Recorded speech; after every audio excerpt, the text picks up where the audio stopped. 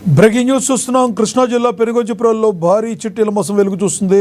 Shri Durgarao enterprises నిర్వాహకుడు చిట్టీల పేరుతో మోసానికి పాల్పడ్డాడు. స్థానికులను నమ్మించి చిట్టీల వ్యాపారం మొదలుపెట్టి వారి నుంచి డబ్బులు వసూలు చేసి మోసం చేశారు. సుమారుగా 5 కోట్లకు పైగా వసూలు చేసుకుని కుటుంబంతో సహా ఉడాయించారు. మోసపోయిన బాధితులు 100 మందికి పైగా ఉన్నారు. చిట్టి డబ్బులు కట్టి మోసపోయిన బాధితులు స్థానిక పోలీస్ స్టేషన్లో ఫిర్యాదు చేశారు.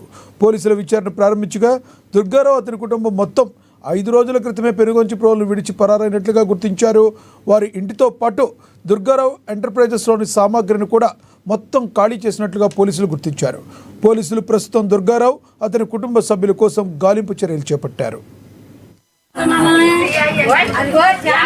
నెల్లు కట్టించుకున్నాడు మా చేత. కట్టించుకొని ఇదిగో నేను ఇల్లు అమ్మి ఇస్తానమ్మా, కొంచెం డబ్బులు రాలే అది ఇది అని మోసం చేసి మొత్తాన్ని ఇచ్చి లేకోకుండా కనపడకుండా పోయిండు.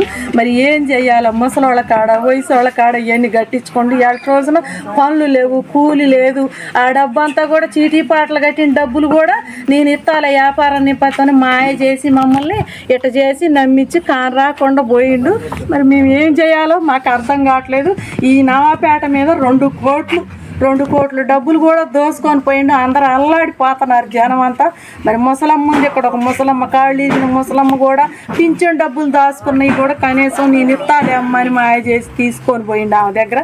వాళ్ళకి మరి తినడానికి లేక ఎంత ఇబ్బంది పడుతున్నారో మరి మీరు దాచుకున్న కాళ్ళు దెబ్బతిన్నది. ఆ కడ్డీ మీద నడుస్తా వాడే నేను ఇట్టా అమ్మమ్మ, నేను ఇట్టా అమ్మమ్మ అని చేసపోయిండు. ఎంత ఇచ్చాను డబ్బులు మరి? నేను వడ్డీ ఎత్తా అమ్మమ్మ అన్న. 1 లక్ష రూపాయలు ఎక్కువ లేవు నాయి. 1 లక్ష రూపాయలు అయ్యా. సరే ఓకే. వాళ్ళ కూతురు దగ్గర మట్టికి నెంబర్ ఉంది, సిమ్ మార్చి మాట్లాడుతున్నారు పక్క పై బజార్లోకి. ఆ అమ్మాయి కూడా కొండపల్లి నేను ఫంక్షన్ పోయానని అక్కడ కారులోంచి దిగి పక్క బజార్లోకి పోయింది. ఆ బజార్ నుంచి వాళ్ళ నాన్నగారింటికి పోయింది. అక్కడి నుంచి నేను కొండపల్లి నేను ఫంక్షన్కి పోయాను వస్తున్నాలే అని అన్న. వాళ్ళ భర్తను పట్టుకున్న తర్వాత భర్తను వాళ్ళ ఇంట్లో చేర్చాం. మేము ఇల్లును వినపామయ్యాం. అక్కడికి పోయిన తర్వాత చర్చలు మొత్తం తిట్టే బస్సు కండక్టర్ గారు చెప్పింది. కండక్టర్ గారు ఆమె ఉంటానని కూడా వాళ్ళ భార్య వచ్చి ఆ రంగులోనే బయటికి వెళ్ళిపోయిండు. బిజీ అని పెట్టుకున్నాడు ఫోన్. ఆయన రాకపోతే 8 గంటలకల్లా మేము 1 లక్ష రూపాయలు